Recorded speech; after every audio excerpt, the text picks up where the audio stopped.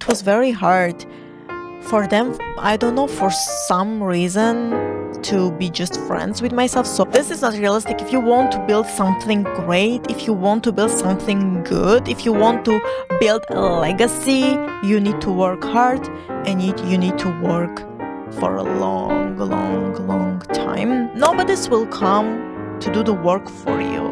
Nobody will wake up one day and be like, oh, I need to get Miriam's life better.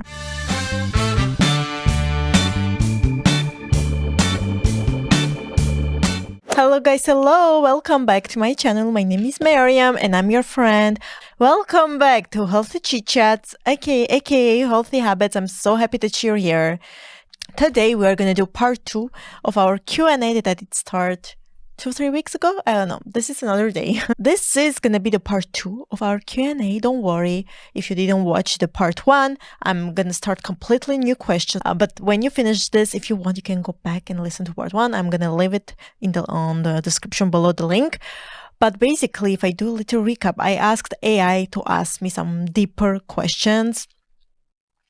So that's why relating to high performance, of course, and mindset, habits, etc.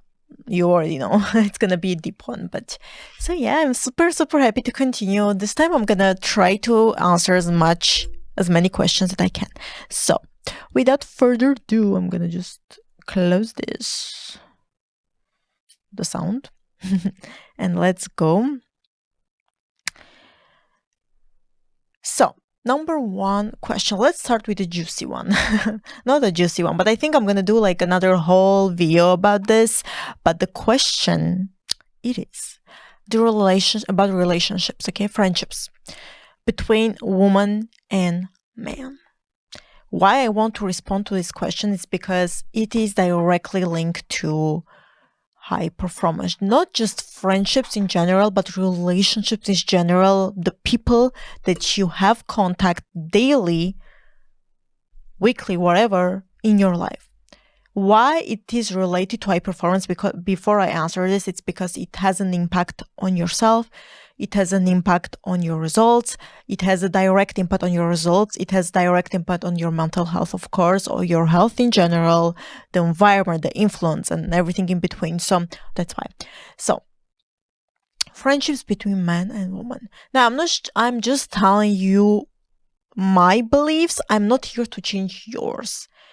But I already know that some people believe in it, some people don't believe in it, and I don't think there is right or wrong answer. It depends how you explain it, in my opinion. But again, if you have other beliefs than me, it's completely okay and it's completely fine. Here we are talking so we can see.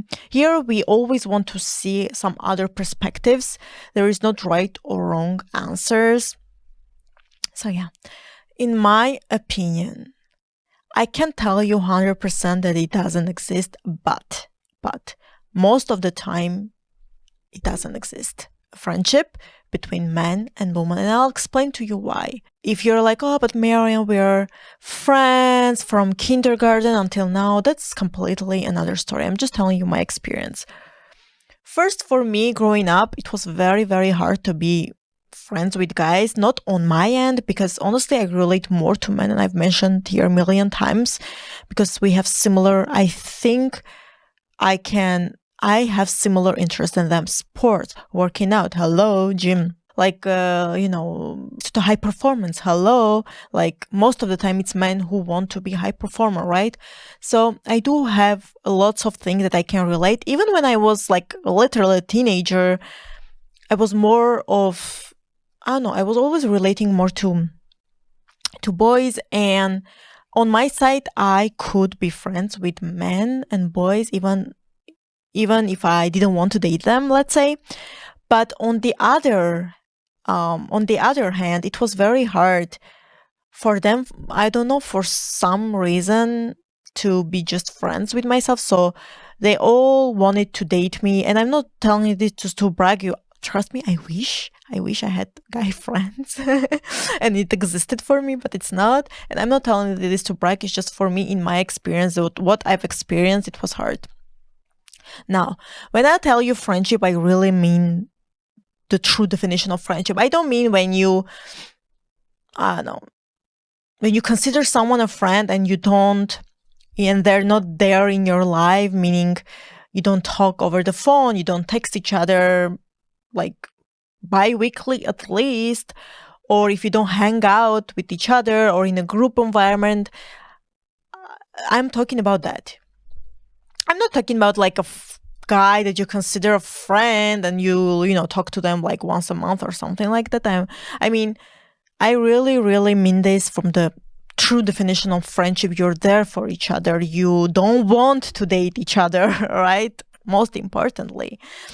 And one thing I think, if you want to know if for you, in your case, it does exist or not, see when you're single if they are trying to date you, or if you're both single and you try to date each other. That can be a good indication. Because when a guy likes you, he will want to date you. Or if he's shy, he will still want to create the moment. It's like separate date nights that in his head, it's a date, but in yours, it's not. Or you can always ask them, hey, by the way, it's only friendships. And even if you tell them that, they'll still hope that one day you will date them. So most of guys, I'm not telling every guy, but this is the experience that I have. This is a long answer to this, but I think it's very important because some people are secretly in love with each other and they label them as friends. Some people, it affects their relationships with their significant other because they have this friend that secretly wants to date them, or is in love with them, or is in love with them. So that's why if for you it does exist, I'm very, very happy for you, but just know the signs and the signals. When a guy likes you, depending of the age range that you are, especially if you're younger, they're not gonna tell you directly with words, especially if you're young. They're just gonna try to hope and wish that one day you'll date them. But that it's easy to see if you're a woman and you're single and if they try to date you, that means that they want something more, or vice versa. So I'm a woman, that's why I'm talking as a woman, but always it can happen otherwise. Now, I'm not a man, obviously, so I don't know their perspective, but I think that, I don't know. If you're a man and you want to give your opinion, just leave comments down below if you really genuinely can be friends with a woman without any attractions, without any wishing and hoping that you'll date them or they'll marry them. I'm curious, but in my opinion, no, it does not exist. Let's go to the other question. This was a long answer, but I think it was very, very important. Okay, how do I keep my passion alive even when the results aren't immediate? Oh, this is a good question. I just remind myself my purpose. I just remind myself that the end goal, and I've talked here, I'm going to link it below, an exercise that I usually do, not just for one goal, but multiple mini goals even, that I go from end goal and I just break it down until, let's say we are in May or in June. And I'm like, okay, if the goal for this year was read 20 books, what I need to do prior? The short answer is to always remind myself of my purpose. And I'm going to do another video how you can find your purpose. Stay tuned. But if I give you a little answer is, how it helped me personally to find my purpose. It's what I enjoy to do the most, even if I'm not getting paid. That's the number one. Doing these videos, I'm not getting paid, right? But I really, really wanted to do because I know that not everyone can afford coaching. Not everyone wants a coach. Not everyone realizes that they need a coach. So I just wanted to make this video on YouTube that it's available. And if the topic is interesting to you, you can click on it. If not, you can go. We have so many videos on YouTube, so you can watch other people's videos. The important part is so you can relate to that person. But what it helped me, yes, to know my purpose, which, by the way, it can change in different journeys that you're in. It's not just one purpose and one ultimate goal and all your life it's going to be that. No. Different journeys require different version of you. and also different purpose of you. So that's what it helps me the most. Even if I don't see results, even if I post and I don't get any views, I don't care, because I know that one day, probably one day, someone will find this video and they will be happy and glad that they did. And maybe it will help in some shape or form. And that's what my goal, if we talk about YouTube, let's say it is. So even if I don't see results right now, I see the long picture, I see the long game, and I feel like, and I know why this question is important in general, not in just high performance. It's because we are in a generation that we want everything quickly, and this is not realistic. This is not realistic. If you want to build something great, if you want to build something good, if you want to build a legacy and, be the first person, the first millionaire in your family tree, in your family, you need to work hard. You need to work hard, and you need to work for a long, long, long time. I feel like people are like, oh yeah, once I become rich, I will stop working. No, it's the opposite. Once you become richer, you need to work more. Whenever I've heard this kind of conversations, oh yeah, I want to be entrepreneur, so I don't do anything. Okay, like for a long term? Really? You don't want to do anything and you want to be entrepreneur? Entrepreneur works, I don't know how many times much harder and much longer than an employee, 35 or 40 hours per week. So I don't know why on the internet it's all glamorous, like, oh, being entrepreneur, it's like this ultimate goal. No, unfortunately, it's not for everyone. It's only for people that want to do the work. It's for the people that want the growth. It's for the people that are okay to be uncomfortable. Trust me, I know that every one of you, every one of us, we have this deep, deep, deep, deep, deep down of us, but it's up to you to get that switch that, oh, wow, to get the results that I want, I need to do this, and do it step by step. I know why I go off topic today. But yeah, to recap this question, what keeps my passion alive even if I don't see results? It's my purpose. How to know your purpose, what you can do even you're not getting paid. That's one area. If you're like, oh, Mariam, I still don't know. Okay. What's the most pain that you had in your life? What was it? Use it to your advantage. Purpose is always relating about others. Purpose is always like about others. It's not about you. Purpose is, I want to help others. I want to be there for others. I want to do this for my kids. I want to do this for my family members. I want to do this for my parents. I want to do this for my siblings. Yeah, I hope this helped.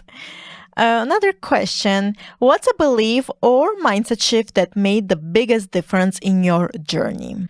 A belief or mindset shift that made the biggest difference in your journey? A belief or mindset shift.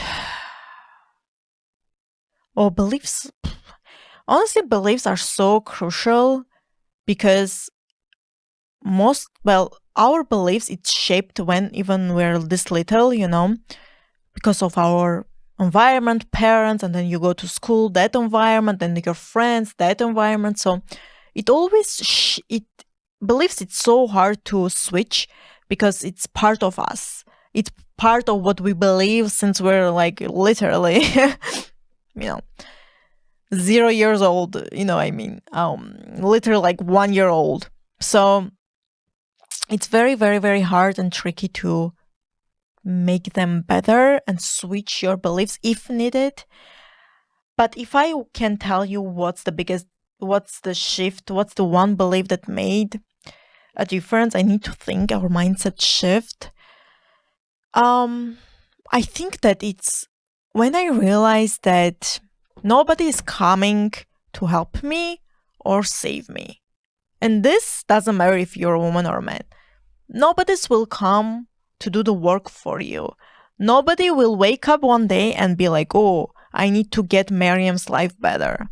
It's you. And it's the one of the most hardest, I feel like, realization that someone can do. Of course, your loved ones, your close ones will be there to support you. Well, I wish that for you.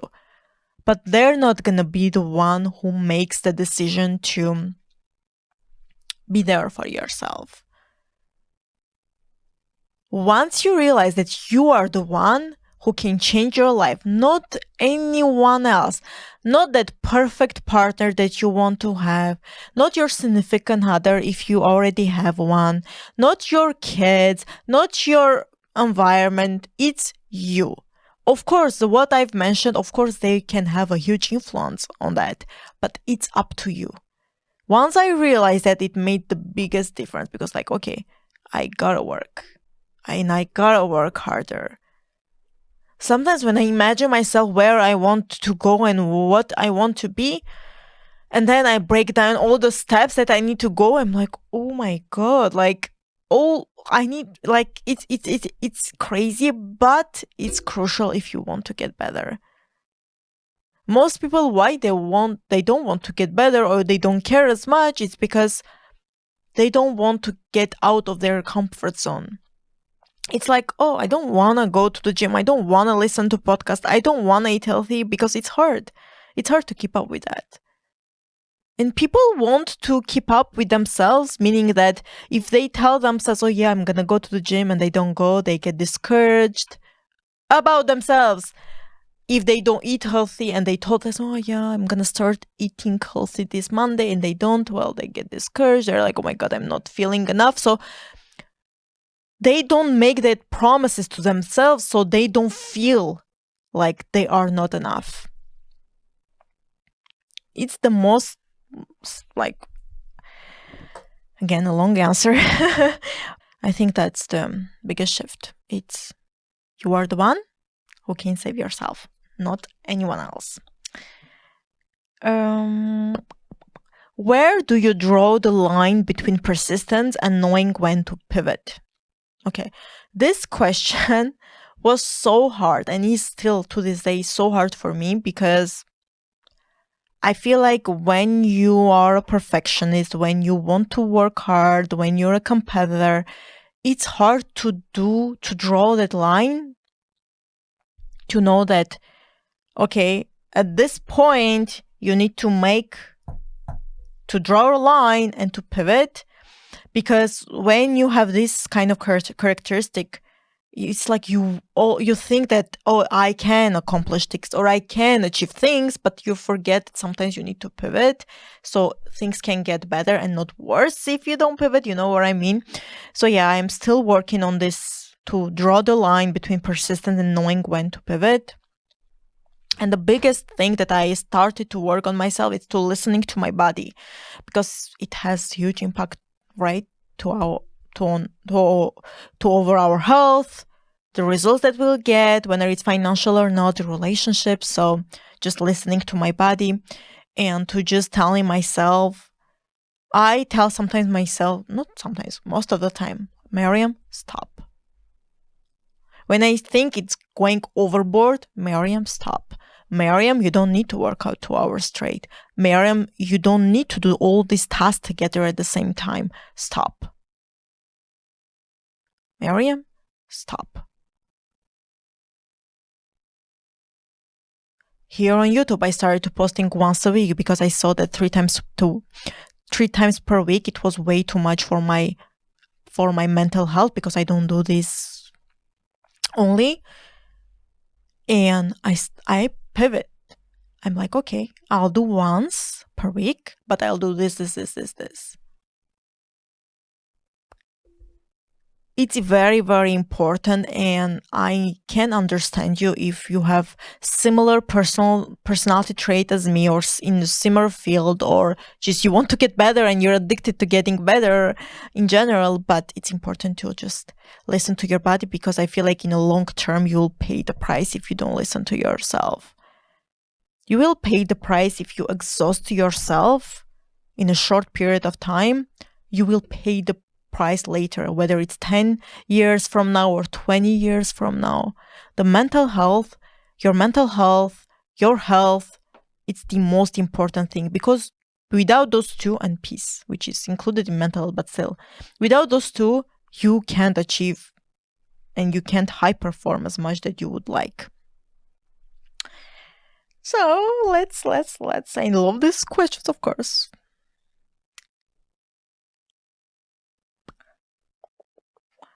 And it's related to the next question. What's a common habit you had to let go of to reach your current level? The habit of wanting to be perfect and disciplined 24/7. And I did a while ago, and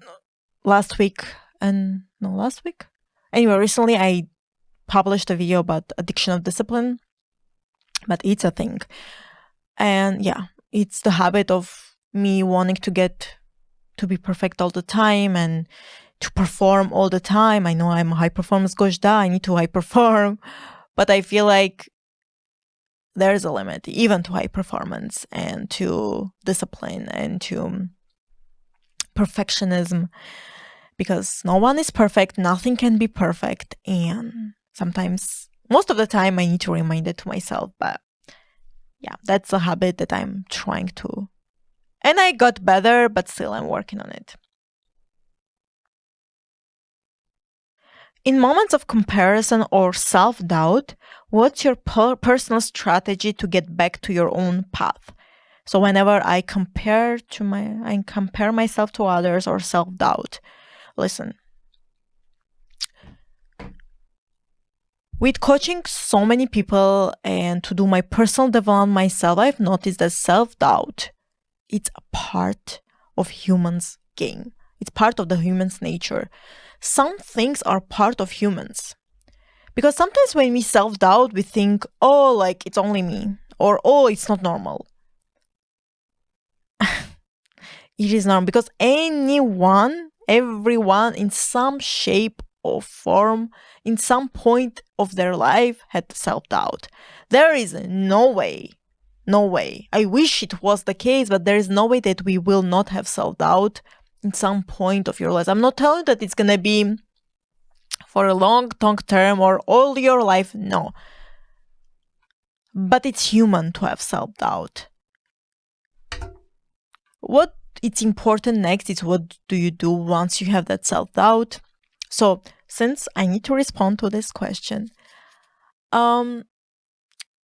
what it comes with self-doubt is my personal development work that I do, because it's my personal development journey that I do myself.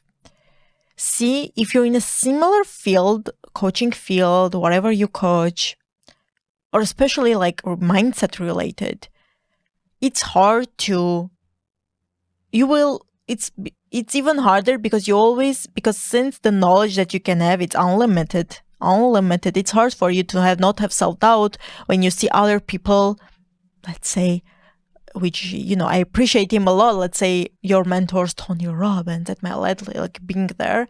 But most of the time we forget what they've gone through to be at that level. So me doing my personal development, which every single year I do more than 10,000 hours of personal development. No, I didn't count that myself. Spotify did. It helps me to keep myself accountable that, yes, sometimes I'll have self-doubt, but at the same time, I still do the work, so I don't have those moments. That's if we're talking in professional life. In personal life, it's hard. It's even harder, I feel like, because yes, you can get better, but it's doing the personal development, it's relating to your personal life as well, because you're going to get better version of yourself, so you can be better version of others. So it helps me in my personal life as well. Just so I can get better, so I can be better version for others, for my family, for my close ones, for my loved ones, so I can be there for them. Because if I don't work on myself, if I don't listen to the topics that I would love or the topics that I want to discuss here or with my clients or just how I can help them in general and to myself, I'll always have self-doubt. Especially in the coaching field, women in general, there are not too many, unfortunately, especially on high level where I want to go.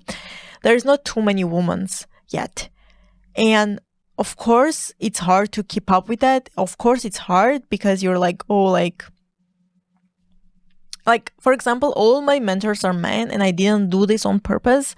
I just know that when I want to go, I just need to listen to people that I need to have similar journeys than them.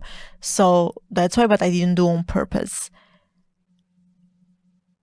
And I hope and I wish that it will change. That we'll have women in coaching field on high level. And yeah. So it's even harder, I feel like. But personal development, it helps with self-doubt because you know yourself deep down that you're doing everything that you can to get better. And that makes your self-doubt doesn't completely eliminate it, but it makes it better. Because once you have that thought of self-doubt, but then you're like, but I do all of this work, I do this, I do that, it makes it a little bit easier, if you will. So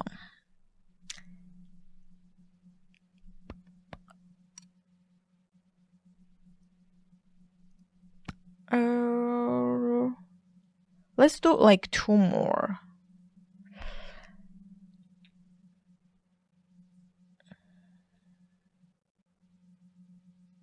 What story about yourself have you rewritten to unlock your next level? What story about myself have I rewritten to unlock your next level? That I am capable of anything I put my mind into it. It's a human thing to have doubts, to feel like, am I really worth it? I always tell myself, I never tell myself I can do something. I always tell that, I can do it yet, because eventually, so my brain knows that eventually it needs to help me to find ways to actually accomplish it. So I feel like the biggest thing that helps me a lot, is to know that I am capable of everything I put my mind into it and then prove it to myself for the little things until it becomes, huge. No, it's like, I wanted to start working out and I did. So I proved myself that I can do it. I'm capable of. I want to start a YouTube channel. With time, I proved myself that I can. Because starting YouTube channel, trust me, it's been in my mind for over a decade. Okay? And that's how long it takes for most people to go and to change something daily or to take a decision. But that was before when I started my personal development, right? Now I know if I want to do something, I need to get to the action right away. I'm not going to wait a decade anymore. But yeah, the thing that I need to I did rewrite my story. It's I am capable of doing anything. And I hope that I recommend it to you. I know it's hard when you're like, okay, what if I tell myself and I still don't have confidence or I still have self-doubt or yes, you will at the beginning, but it will take time. I'm not telling you just to tell yourself I'm capable and not do the work after. It doesn't work like that. Everything that we talk here, you need to do the work. But if you already, before even starting your journey, your amazing journey, you tell yourself I can do it, well, guess what? You won't be able to do it. It's like you didn't even start it yet and you tell you already yourself, I can do it. That's the difference. But when you tell yourself, I can do anything, I put my mind into it, somehow it becomes a possibility for you, for your mind, for your brain. And then it will seek ways so you can actually accomplish. It will seek ways so you actually can do it. So That's the most important thing. Let's do one more.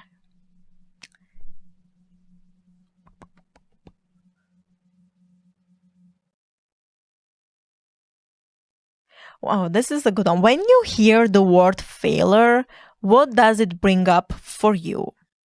And how do you reframe it to fuel growth?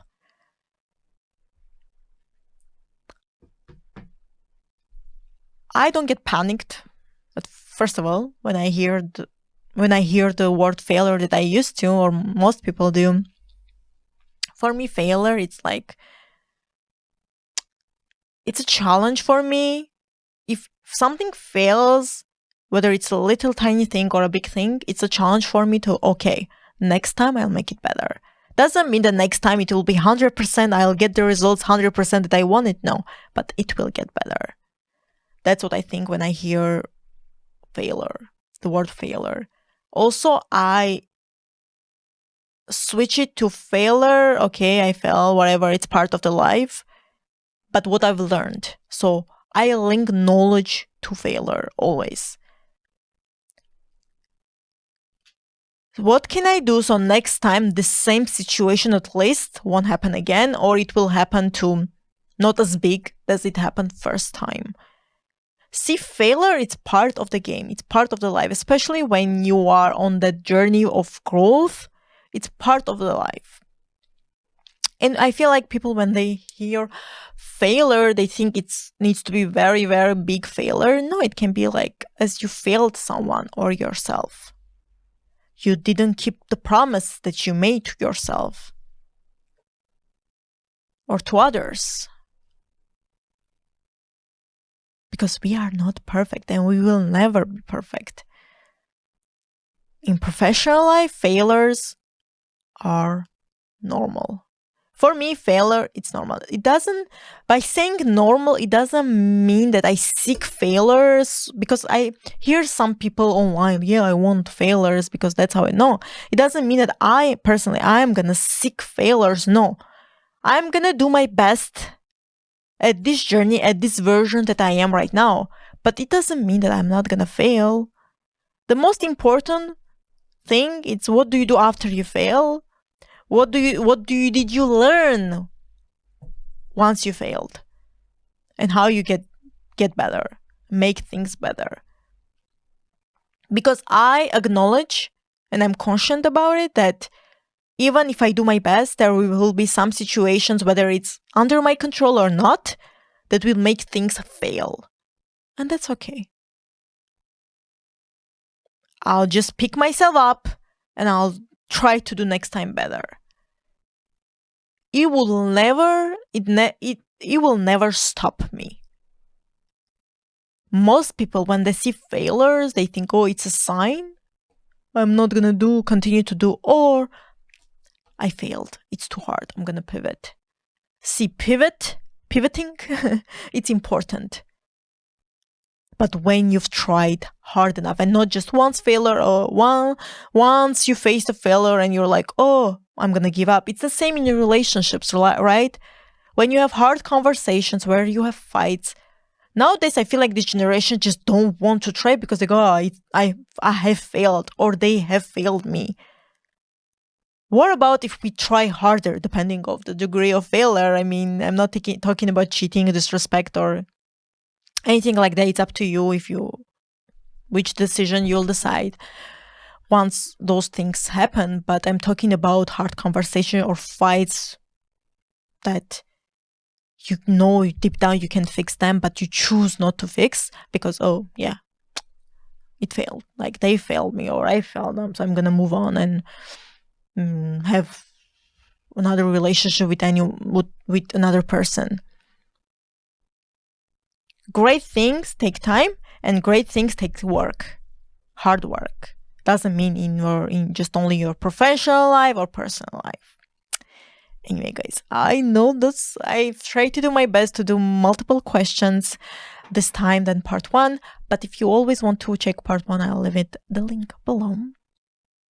I loved the questions, by the way. It's like the question that you will never hear someone responding. So I'm very very rare that someone will respond.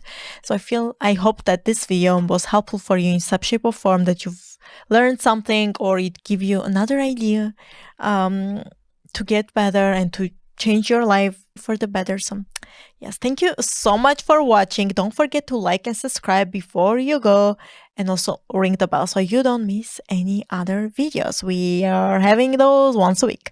So thank you guys again, and per usual, don't forget, don't give up for just one more day. Thank you guys, and I'll see you soon.